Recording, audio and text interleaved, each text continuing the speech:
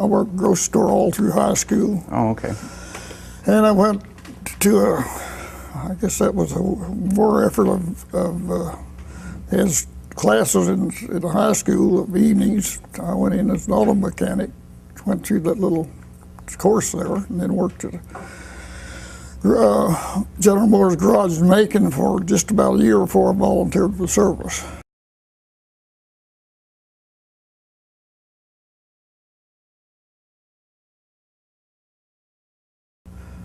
And put me through aircraft engine school. And I worked on, that's a basic training field. Mm-hmm. Vultee BT-13 airplanes. I was there for, I think about 8 months.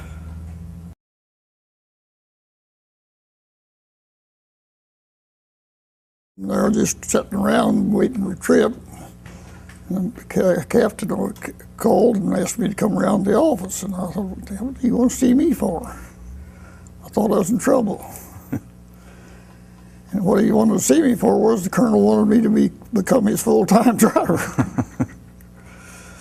And he said, would you like that? I said, nope. He said, you're his full-time driver. And I made the best of it. I drove the whole time from then on.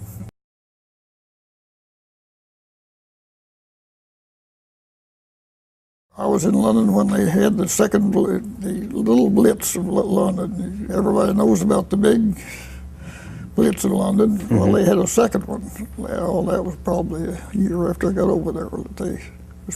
Germans were flying at night, bombing London. And I was in London one day, and the hotel I stayed at, the next week I was back up there, and that hotel wasn't there anymore. They blew it clear out.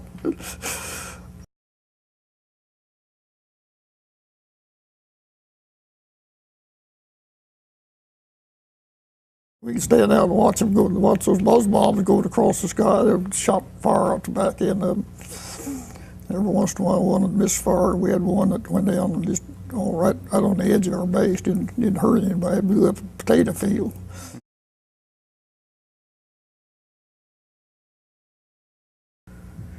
After you was there a little while, you learned you didn't get acquainted with any flying crew because you didn't want to lose them. Mm-hmm.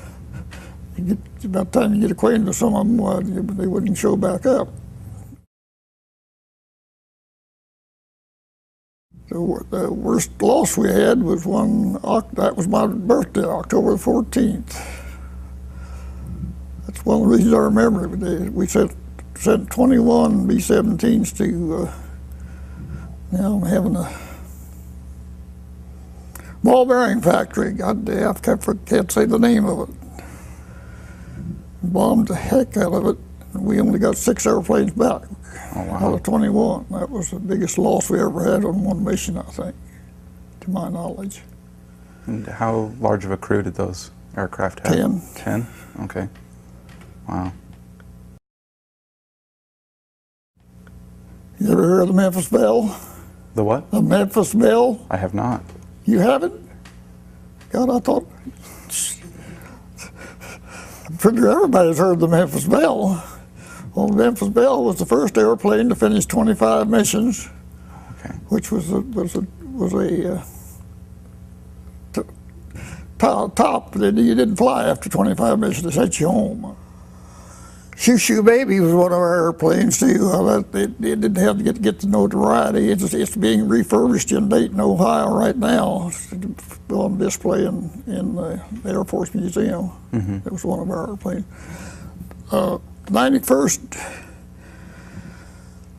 everything I know about it, lost more airplanes and more men and flew more missions than any of the 8th Air Force groups. Of course, it was one of the original 4. There was 4 original groups of the 8th Air Force, and it was one of them first to get into the battle, so to speak.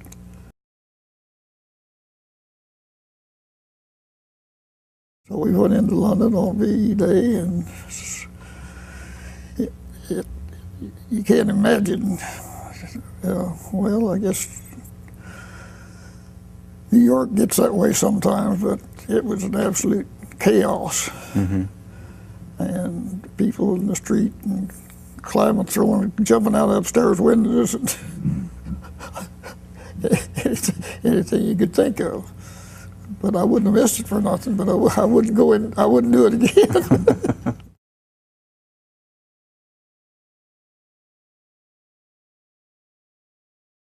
Well, I told the ground officer that the colonel that I actually worked for, told him that, and man, he threw a fit.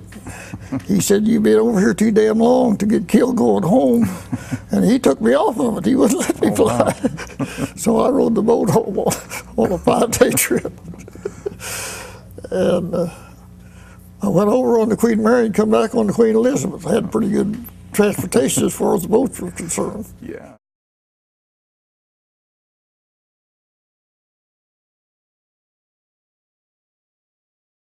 It took a while to get your feet on the ground, and I saw they had a Kansas City School of Watchmaking. I thought that might not be a bad deal. I don't know why I had never thought. Well, I did know a boy that was over there that I knew that was. Well, he thought he was a watchmaker. I don't know if he was or not. I thought he was at the time, and I'd fiddle around with him some over there, and I guess I'd got a little interested in it. And so I told my wife, I said, well, I'll go up there for 2 weeks, and if I like it, I'll stay, and you can come up there and we'll get an apartment in Kansas City, or I'll be home. And I went up there and spent the first 2 weeks at the jewelry class. Been in it ever since.